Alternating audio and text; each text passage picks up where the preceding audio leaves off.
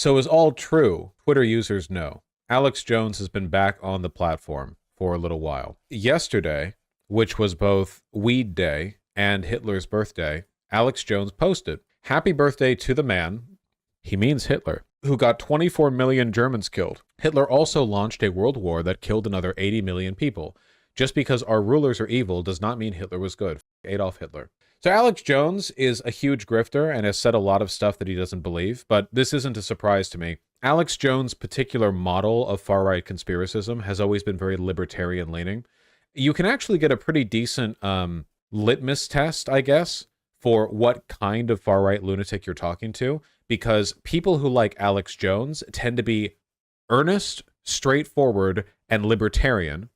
And people who are on the more like alt-right Nazi side of things tend to be sneering, condescending, deliberately dishonest, and very authoritarian. If you look at Alex Jones's bits where he talks about how the country's being destroyed or whatever, which, you know, is all the time, he doesn't really say stuff like the government should crack down on everyone. You know, that's not like, he doesn't tend to say stuff like, you know, they should all be arrested. Because again, he has a very libertarian flavor to his particular brand of like nuttery, you know? He has his own like flock to cultivate, basically.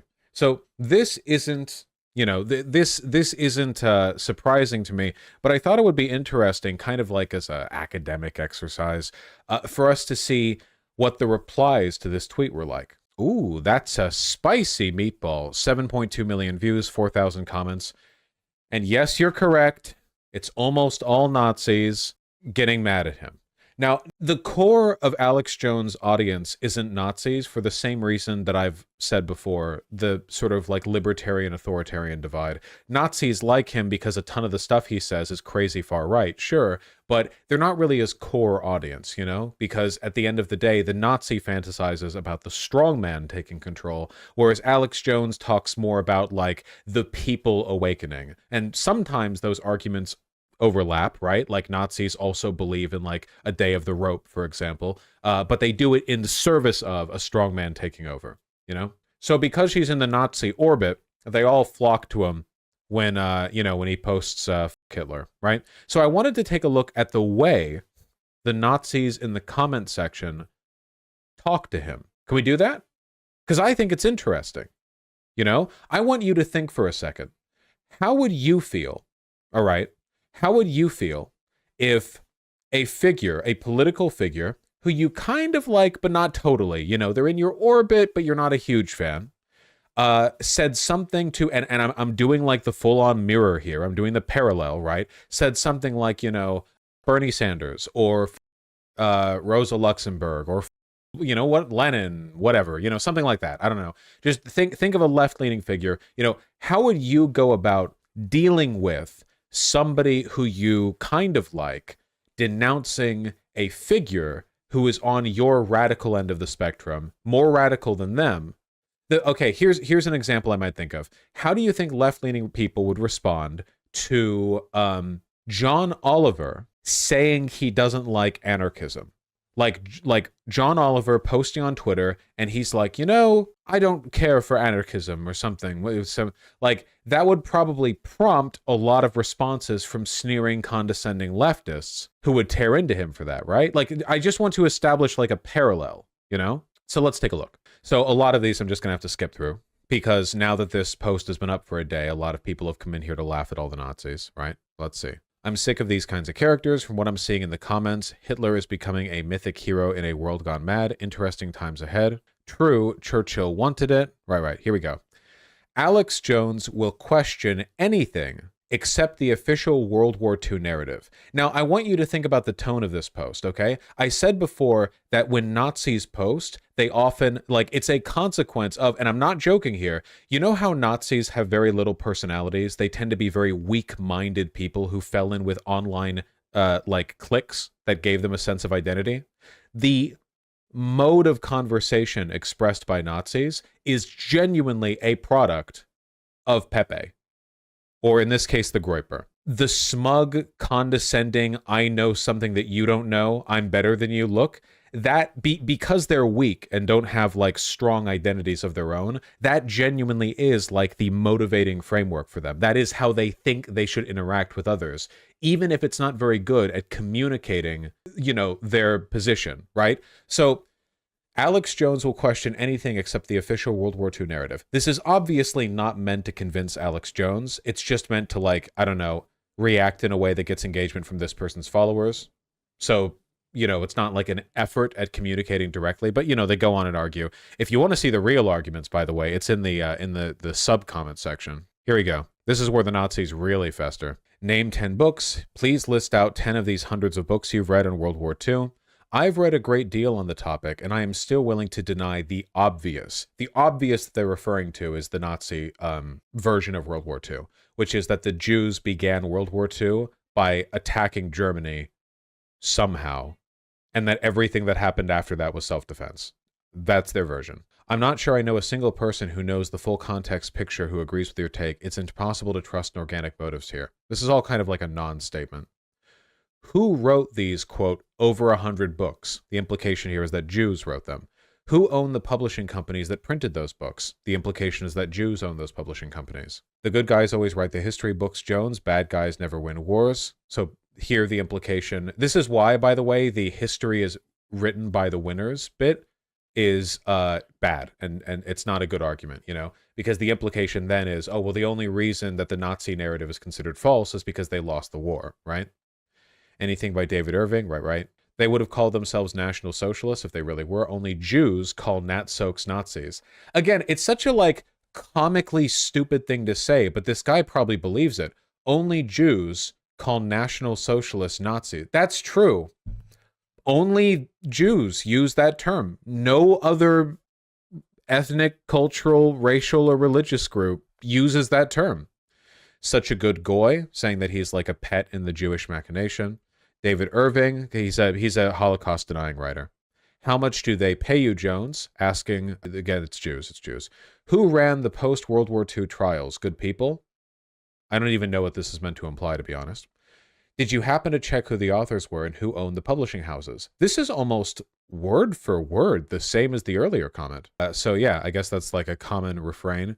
Here we're posting a video, but we're not looking at a Holocaust denier video. I don't care. From the what, 80s? Jesus Christ. They have no mind of their own. No, they don't. That's what I want to demonstrate, okay? I want to demonstrate a tendency. First of all, they are incredibly condescending, but not because they have knowledge that you don't. The condescension isn't because, they have all these things that they're aware of and you aren't. The condescension is an in-group, out-group distinction because they think that you're with the Jews and they're not.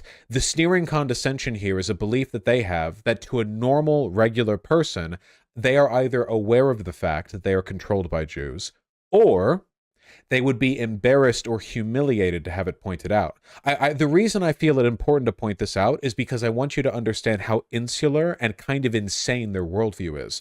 Nazis on Twitter, and Nazis broadly, genuinely think that it is an insult in the minds of the average person to be accused of being controlled by the Jews.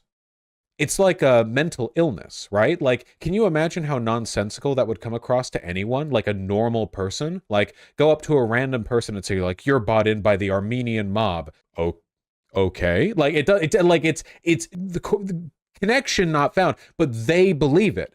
So because they believe it, they think it's a huge insult when applied to you. Seriously, most of these comments are in line with that. The in-group, out-group thing, where they think that, like, the burning insult, like, we can, name the books, Alex, 100 books of oy vey, I was burned alive and survived by weeks by breathing through a...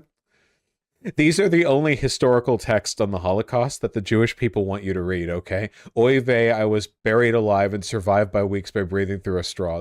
I remember reading that one in high school, that's the only one they let you read, No, these people are insane. Like, genuinely. They think everyone else believes the insane shit they do, but are too embarrassed to say it. Yes, that is a very, very, very common belief for reactionaries. They think that racists think that everyone is racist They're just the ones brave enough to admit it. So when a racist accuses you of being like cucked by the black man or whatever, for whatever they're freaking out over, they think they're hitting you in a very specific insecurity. They think they're hitting, like, basically, they think that they're getting you on being like a turncoat or a pick-me, That's the feeling. That's what they think they're hitting you on. Because they think because everyone has to know, right? Because they think it's such a big, obvious truth. Does that make sense?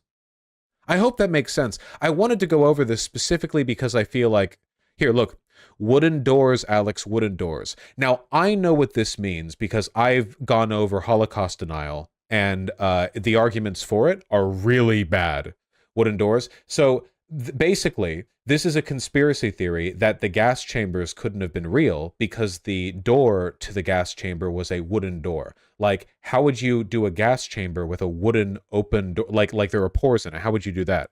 Do you know where this comes from? That's right. Somewhere on Auschwitz-Birkenau, they took a photo of a wooden door. It didn't lead to the gas chambers. It's a big facility. It was just a wooden door. And they saw that and they thought, oh, that's the gas chamber door. So how could it have been a gas chamber? And that's where it comes from. There you go. It's that dumb. We do actually have some of the surviving. I think the Nazis actually tried to bury some of them too, because they knew how they were when they started losing the war.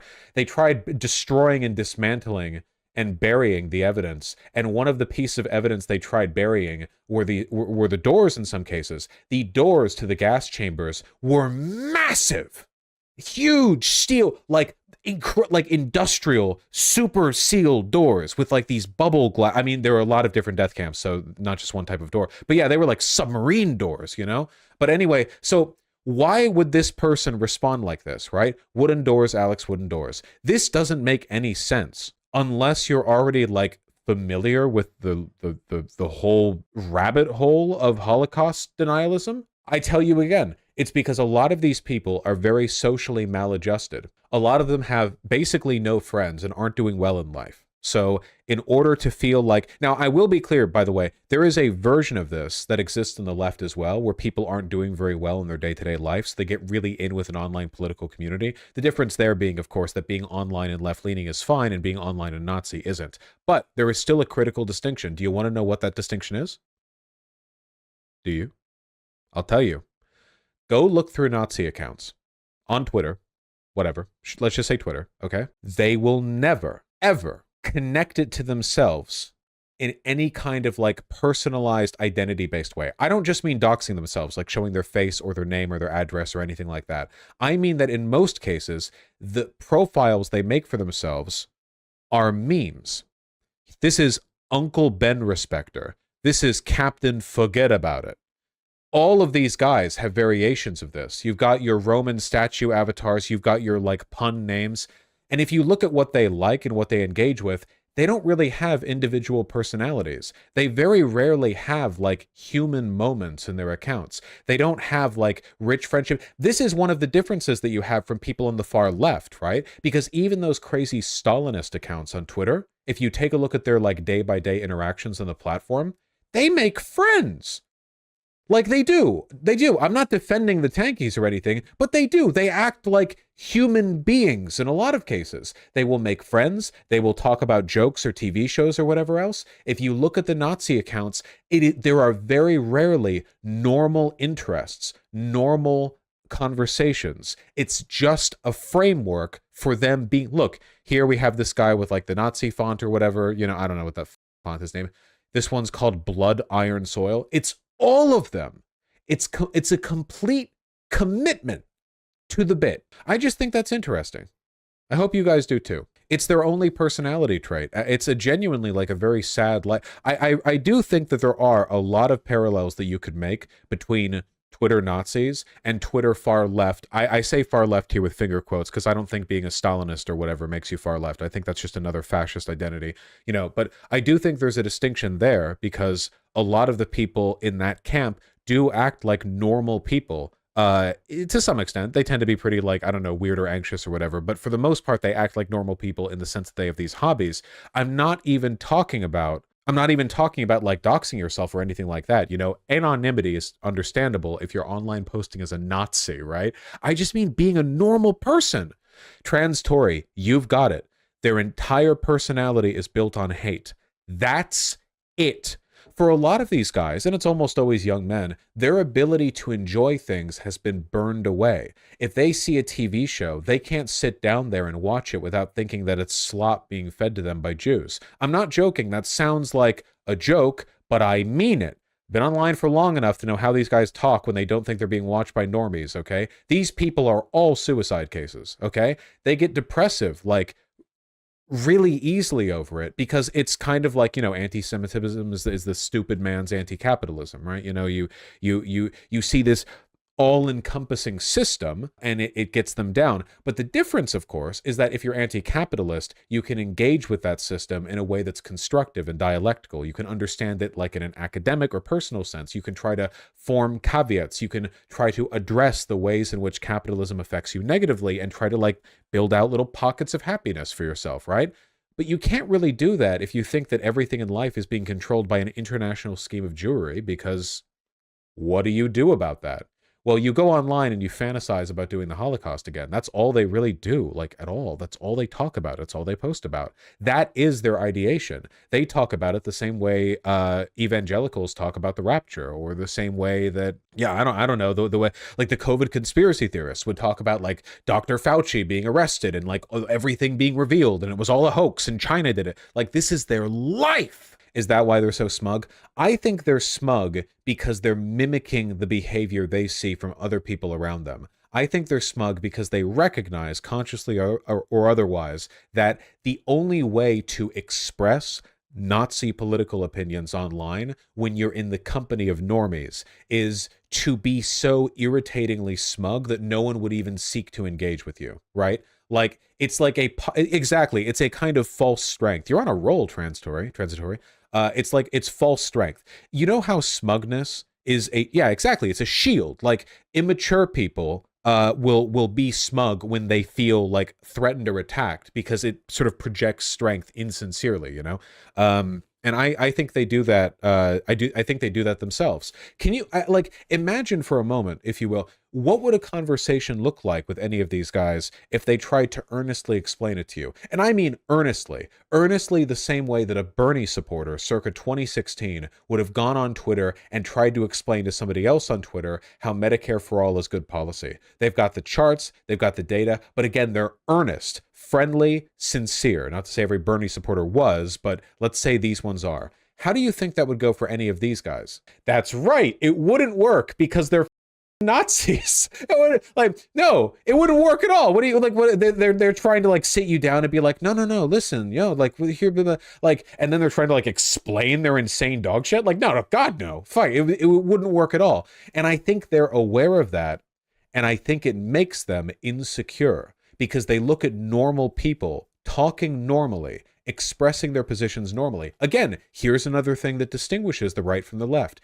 Even the crazy online tanky types, the ones who believe in Stalin or whatever else, can earnestly and in a friendly manner explain what they believe to another person.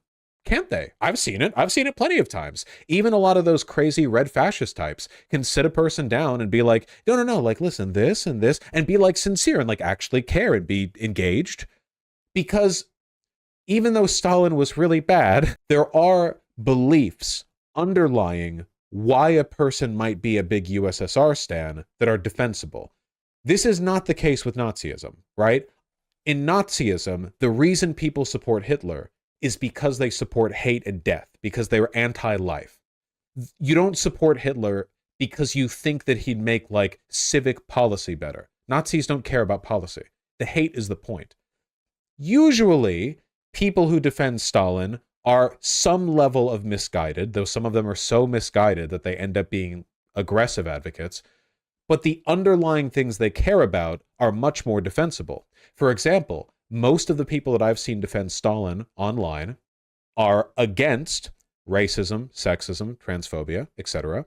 They're in favor of free housing and free healthcare and dealing with homelessness by providing them shelter. So even though Stalin wasn't necessarily a great leader, he was pretty bad, The people who defend him online tend to be motivated by inconsistent, but nonetheless justifiable underlying values. Is everyone following what I'm getting at here? I know I'm kind of rambling a little bit, but like I think these distinctions are meaningful because I call a lot of people fascists because, as we all know, everyone but me is one. And I don't want that to blur out this like very meaningful distinction. I also want it known, the group that I'm talking about right now, the people that we're looking at, I am exclusively referring to Nazis. Not fascists broadly. Fascists can be online and act and interact normally with others. It's possible. A lot of them don't, but it's totally possible. It is the Nazism point specifically, past which you become so alienated. The communities that you're in are so separate from what real people think and believe and care about that you are essentially in a mass suicide cult. Yeah, you are pledging, you know, my death but for the West's, you know, my death but for the death of my enemy. You know, it is a death cult, really. It is a specific and very, very bad. What are their beliefs anyway? Death.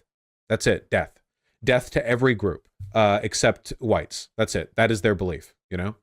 Their beliefs aren't consistent. They don't believe things the same way that you and I believe things. They're not like us. Again, the reason they are the way they are is not because they like calmly considered their axioms, thought, oh, I think the best way to maximize these outcomes would be da-da-da, everything Hitler did. That's not how they got to where they are. A lot of them are very socially they are like there's no rational explanation for them being where they are from their perspective. Like it's purely a mode of self-destruction. It's like there's no reason for a person to be an incel, right? Like being in an incel community is bad for you, you know, leaving aside everything else. There are people who have escaped the online Nazi cult, and I have never seen any of them not say that they were in a death cult if Nazis did manage to kill all the non-whites. No, Crystal Firex, you're missing the point. There is no real ideology.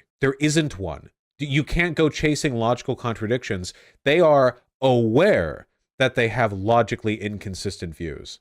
They don't care. They're well past like empiricism as a driving ideology. They don't care, I promise you. It's just irrational hate. But I wanted to look a little bit more. Alex, quote, married into the family Jones. So this is them saying he married a Jewish woman. I don't know if he did or not. It doesn't really matter. Hey, Alex, who declared war on who? How many attempts at peace were rejected by Churchill? Why did Rudolf Hess fly on a solo mission of peace only to be locked away and tortured for 46 years?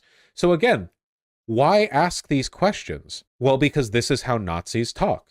This is the way they learn to talk from one another, because they know for a fact that if they said straightforwardly, hey, Alex Jones, World War II began when the international Jewish community attacked Germany, and then, like, Poland had to be invaded or something. That's what they actually believe, by the way. They actually believe that. They genuinely think that the World War II was initiated by Jews. But he knows that if he just said that, that would look really silly. So this is another form of the smugness, right? By asking these questions, not only can you do the like just asking questions thing, but you can also prompt the other person to do more work than you. In reality, nobody wants to argue with somebody who talks like this. First of all, these questions are nonsensical. They're absurd. If you have a position, say it, coward. And secondly, like, how many follow-up questions would you have to go through in this format to talk to somebody who has, on the subject of World War II, asked, hey, Alex, who declared war on who? And then Alex Jones says Hitler invaded Poland and France. So just out of curiosity, let's see what they say to that. Poland was illegally stolen from Germany after World War I. So you might notice this is a different position from the one implied up here, what Alex Jones is responding to. That doesn't mean Poland declared war on Germany. That would mean that there was land Germany no longer had, and this is also wrong, but it's a different wrong, right? That's after Hitler attempted peace with Poland to save ethnic Germans from being slaughtered by Poles. Oh, it's the Russian excuse with the Donbass. In an area cut off from the mainland by the Versailles Treaty. You'll notice this is also a different kind of lie. This is what the Nazis said, by the way. The Nazis said that they invaded Poland to protect ethnic Germans in Poland, right? But this is different from the implication that Poland declared war on Germany. 88 in username. Wow, really? 88 in user? But, well, shucks, guys. I was on the fence, but you might have cracked the code. I think these fellas might be Nazis. Fuck off, idiots. Shut up. Jesus Christ. But there, more evidence to the point that these people don't have any identity online outside of the fact that they're Nazis. Europa, The Last Battle. Watch it, Alex Jones. Cross-reference the data and the books they source, and your eyes shall be opened. This is actually like a relatively earnest post from a Nazi, you know? From Wolf of Himmel. Again, that's all they know. That's all they have. Judea declared an economic war on Germany before anything else. You're such a good goyim. From Meme Nationalist. Remember, they think that Alex Jones thinks the way they think, right? So to them, being called like a servant of the Jew, that's a great insult to a Nazi. So they think by projecting it outward, you know, what was that guy's tag? What's goyim? It just means non-Jewish person. Man among the ruins. Well, that's nice. To save Germans from being oh, gore down there. Jesus, what is that? I guess that's what you get for scrolling through Nazi Twitter. 3 of the Jewish partisan terrorists? What is this even about? I don't know every Nazi conspiracy theory. Sentenced for the bestial slaughter within the stolen New Polish corridor? Incoherent. TOS, it's not TOS, you're fine. Probably not even real. Do you think the same thing happens in other ideologies at all? I think this ideology of self-destructive hatred can manifest in other ways. There are versions of this, right? But there is no there's no equivalent to this. No. There's no I don't think there's any other ideology that you would see like a meaningful number of people involved in that is this much of a death cult. I do think that the closest thing that you could see it would probably be like the incel communities online, right? I think that there's a huge overlap between those two. And there's a reason, right? Like a lot of people in the incel community get pulled into Nazis. Yeah, okay, you say ISIS. I don't look at ISIS Twitter, right? I've seen so many posts from Nazis. I see how they talk and they're like weird pathologies. I've never seen ISIS people say stuff. Like in the abstract, yes, it's a death cult, sure. But in the immediate sense of how they talk, yeah, it just doesn't I don't really know as much about them. I've been forced to watch Europa: The Last Battle. I don't know. How were you forced to watch that? Like, how does that happen? My God. How many shekels did you get for typing this, Alex? You sold out, brother. It's all like this. It's all like this. Oh, hey, SDL. I didn't expect the Third Reich to show up. I could have told you they would have. I watched it, or I was a Jew. I'm former far right. Interesting. Oh, yeah, here's the Judea declares war on Germany. Jews of all the world unite in action. I remember this. They all teamed up. It was all like a Captain Planet kind of deal. I want to look at one more. Here. So this person says, you sold out, brother. And Alex Jones says, because I don't like Hitler, I oppose all totalitarian systems. So like I said, this is the reason why Alex Jones doesn't cozy up to the Nazis quite so much, right? So let's see what the responses are to this. Incoherent. I thought we already tried. From white_elevated or white and delightsome, because again, like this is their whole identity. I thought we already tried the experiment of self-government. Do we just need to do it harder next time? I don't understand. It's incoherent. Schizo. Incoherent. Alex Jones, when he can no longer deny that 95% of his fans are just Nazis. Okay, well, that's one of our guys, I guess. Okay. Alex, if you would just once speak... Oh, hold on. Do we have a sort of bronzed photo of a muscular man? Yes. Like all extremely heterosexual Nazis. Like a solid coin flip on whether it's going to be a historical figure or just like an abstract, masculine, muscly guy. Because a lot of these people are deeply sexually insecure, and they project it outward with sort of like aggressive lack of self-awareness. But, Alex, if you would just once speak to... Can you italicize text if you're using the blue check? Speak to the overwhelmingly Jewish nature of the Bolshevik Revolution or the post-war camps in Germany and the slaughter and massacre of millions of Germans, gleefully cheered by much of this same tribe. People would respect you so much more for it. So notice how none of this has anything to do with what Alex Jones said about totalitarian systems, you know? Also, another thing that Nazis do that they don't seem to understand makes them look a lot more repellent from the outside. They refer to Jews as the tribe. Funnily enough, there are some, like, also some wild Zionist types and, like, Orthodox Jews who refer to Jews as the tribe. And I think it's weird when they do that, too. So I guess that's a horseshoe thing, sort of. Either way, yeah, the only people who are doing this are either, like, very Jewish Jews or Nazis. Just kind of makes them look weird, you know? Here from 83 Nationalist, 83 Cross, Heil Christ, ancestral citizen of Hyperborea. I think Hyperborea is like the Nazi Atlantis, right? Is that not Nazi Atlantis? Hyperborea was an ancient Greek thingamajig. Yeah. But like the Nazis were like, oh yeah, hell yeah, dude. There we go. Hyperborea and radical Russian nationalist and neo-Nazi imagery.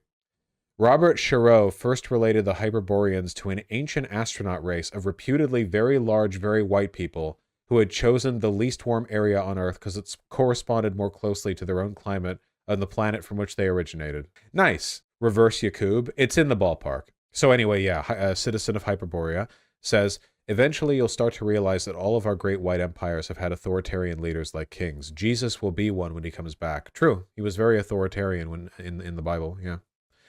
Yeah, that's why you never talk about Jewish power SMH. Mustache Man replaced God with the state and was against private property, no thanks? Does he mean Hitler or Stalin or what? Hitler wasn't against private property. Okay. That's why you will always lose. And then we have, hold on. There we go. It's because, again, these people have no identities. It's Patrick Bateman in front of, I'm just going to assume that's a Nazi symbol, okay? I can't read the text and I don't care to. Prolific noticer. So noticer, okay? This is a specific kind of Nazi dog whistle. It's it's like the most cringe of them. Like it's more cringe than the previous ones. And basically, they've given up on making any prescriptive arguments about their beliefs. So all they do is say, anytime anything they don't like happens, there sure was a Jew maybe there, maybe.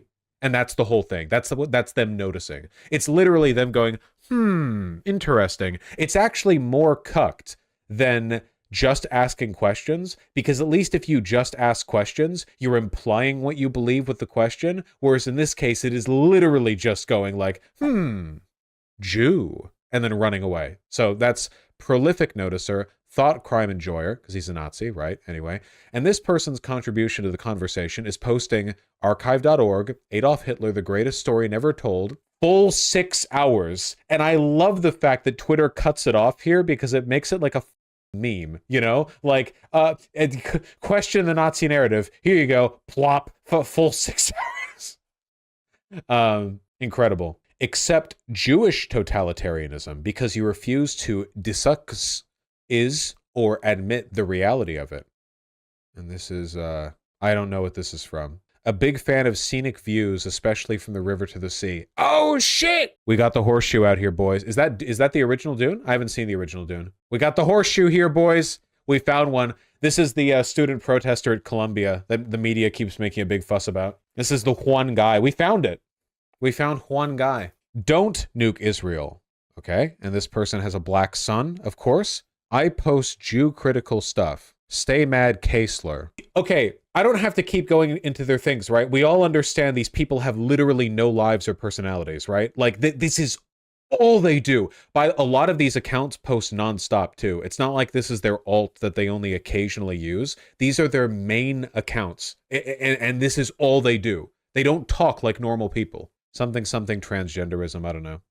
The post was also brigaded by Pull. There are 3 threads up there telling people to go to Alex Jones' post. They always do that. Yeah, they do that they do that constantly because, again, they have no lives. These guys literally squat in their Nazi forums waiting for, to be given a link to a YouTube video or a Twitter post or whatever else to go in there and say, heh, Jew, and then leave. And then that gives them a rush because the only thing they believe is hate, right? And because a lot of them don't actually want to go out there and risk their lives, and commit suicide by a cop, all they really have to get that little, what they do when they follow those 4chan raids and then post hey Jew and then leave. It's the same kind of thing that like the super crazy recessive or like regressive incels do when they like find pretty ladies on Twitter and say you're ugly. You know, it gives them the feeling of like, maybe I'm trapped in this shitty system, but at least I can lash out at and hurt the people who are making it worse. And the incels think the people who are making it worse are like femoids, and the Nazis think it's Jews or anyone who's pro-Jew, which to them means anyone who isn't a literal neo-Nazi. If you're not a Jew, that insult wouldn't make sense. Nope, but again, they don't really have a good understanding of how they come across to other people. Need I remind you about the fact that there were Nazi staffers on DeSantis's team who added him walking forward in front of a Sonnengrad at the end of one of his presidential campaign videos. Like, Nazis are, nobody who was well adjusted socially would be a Nazi. It's not, you know? They're just online trench coat flashers. Yeah, well, why do you think flashers do what they do? A lot of people say that flashers flash people for an illicit sexual thrill. That's incorrect. That's not why they do that. They do it because the same reason that guys send unsolicited dick pics to women who don't want them, or harass women with, like, you know, calls or whatever, or text messages. They want to feel a flash of power because in the reaction of the person who's disgusted by what they did, they got to them, you know? For people who have very low self-esteem, who hate themselves and hate other people, sometimes like a flash of negative attention to them feels a lot better than like nothing forever. I mean, to an extent, Wax Newman, you know, it's like how rape is more about power than it is about sex. They might also want approval. No, nobody flashes because they're looking for approval. When people, like, have you ever noticed, you've probably noticed this either yourself or from like a female friend or something, that the kind of guy who will send unsolicited nudes is often very unattractive, right? If approval was the motivation, you would think that the people who were sending those unsolicited nudes would be like very well endowed or handsome or whatever, but no. If you actually talk to any woman, okay? Any woman, whatever amount of like unsolicited nudes that she's received, in a lot of cases, it's like older men, like 40, 50, 60-year-old men posting really like ugly, shitty nudes, like terrible, you know? And again, that's because what they want to do is like shock these young women who they hate. They hate these young women for being sexually attractive, for being desirable. These older, like kind of loser men, you know, they're upset or angry because they feel like they can never have that. So instead of being able to have that themselves, they want to like just shock them or hurt them in some way. That's it. Yes, your boy coming. I worked at a sex chat company. I can confirm. Well, Snappy, that might be a different category then from the unsolicited stuff. But yeah. Okay, well, I think I made a point. Somewhere in all that, you know, maybe.